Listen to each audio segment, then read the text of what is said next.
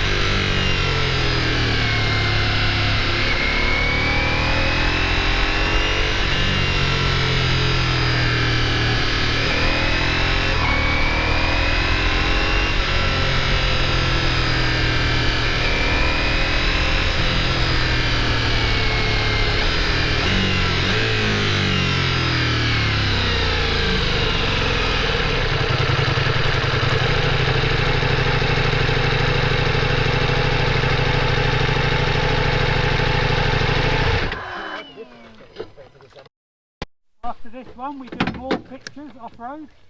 Yeah, a little bit late.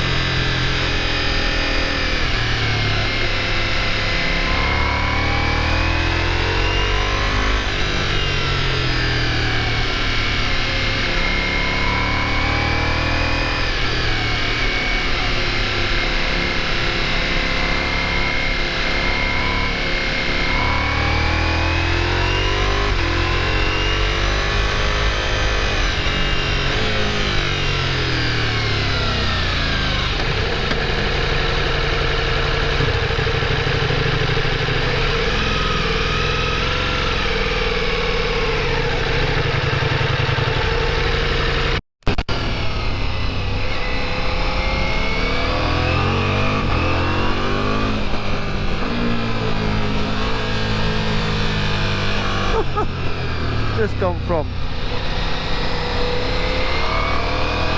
gravel trails to fast off-road. Still with the boss in front of us, and all I've done is flick it into sport. Whoa, I mean, this is not a 30 litre heavy bike. No ground clearance issues yet. The tyres are working really well. Oh, a little touch then of the pegs, just the smallest touches. But this is pretty impressive that we can do this after riding on gravel. So we're just about to start some off-road, so we've got into enduro mode. Flipped over the back brake lever there.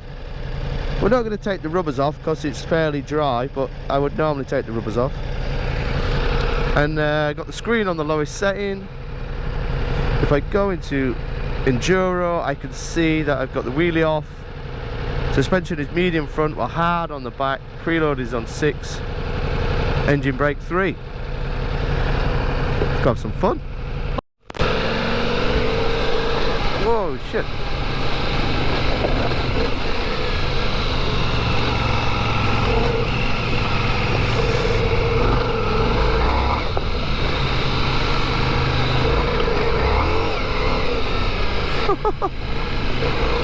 There's a lot of weight on the front.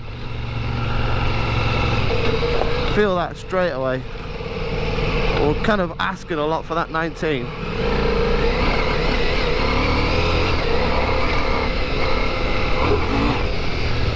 But it's finding traction, and it doesn't feel like on the road. It doesn't feel like a 30 litre fueled adventure bike. Just got to be careful of the panniers because these are solid panniers. You don't want to clip a bush or something.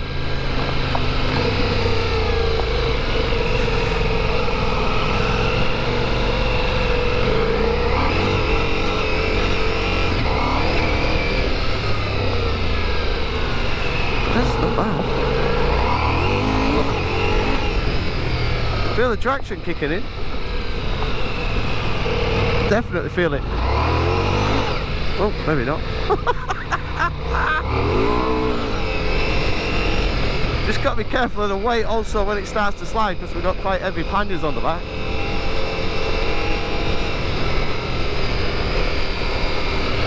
So far, that's quite an impressive. I see the front again then. Just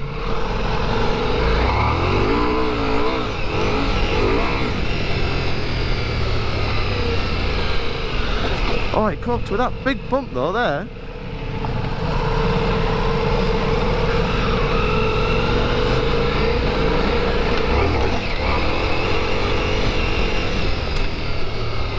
Everywhere you go there's a Fiat Panda.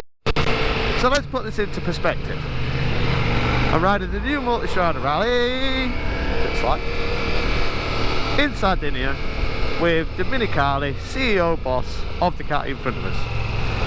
Now how many, whoa truck, how many bosses of motorcycle manufacturers will come out test riding bikes? Not only that, not only is he riding well, it's good fun. And he does this quite often.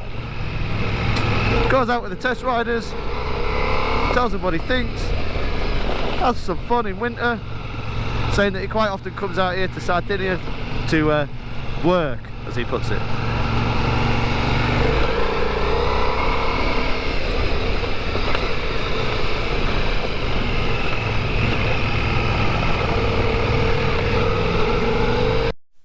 So we just reached, well, it's about 1 o'clock actually. We were a bit late for lunch. We were just doing some more off-road in this beautiful, beautiful, beautiful backdrop. We've done road, fast stuff, lots of twisties, no motorway stuff yet, lots of twisties. We've done off-road, and it's hugely, hugely capable off-road and road. Doesn't feel like it's got a 30 litre fuel tank, doesn't feel like the suspension's been raised, doesn't feel like you're making a compromise when you go fast on road.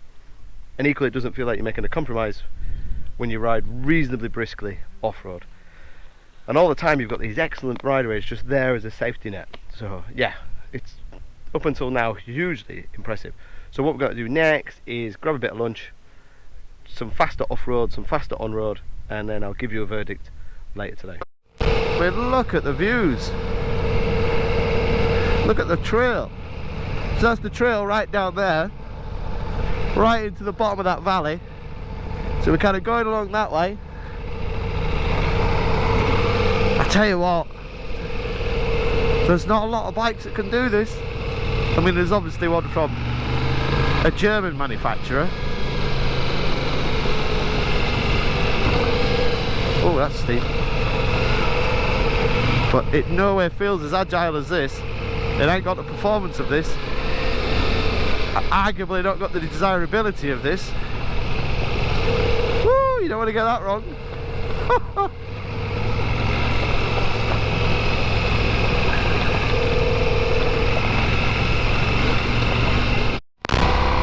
I mean, there is something quite special, and I don't want to get all romantic here, about riding a Ducati in Sardinia on a stunning little bit of road. Oh, it's just so, everything works like I want it to. You know, it just feels smooth, there's loads of torque. It just feels like I'm making no compromise for the fact that this bike can go off-road. I'm making no compromise for the fact that I've got 30 litres of fuel. I'm enjoying the bike, I'm enjoying the road at a reasonably brisk pace. And look at the views, listen to the V4.